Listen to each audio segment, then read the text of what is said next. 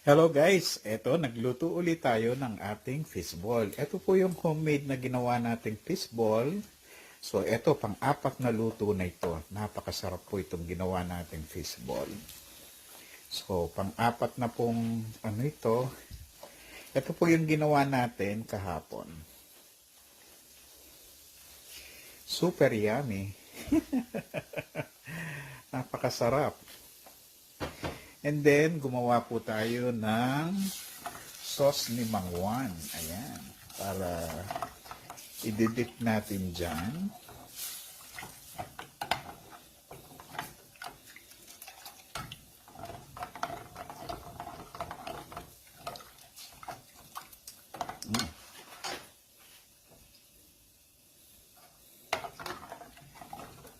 Ayan po yung ating sauce ng ating fishball.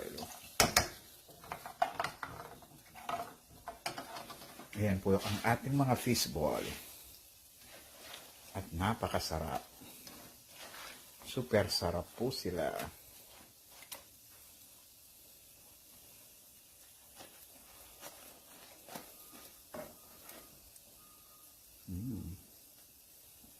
Lumulobo pa sila.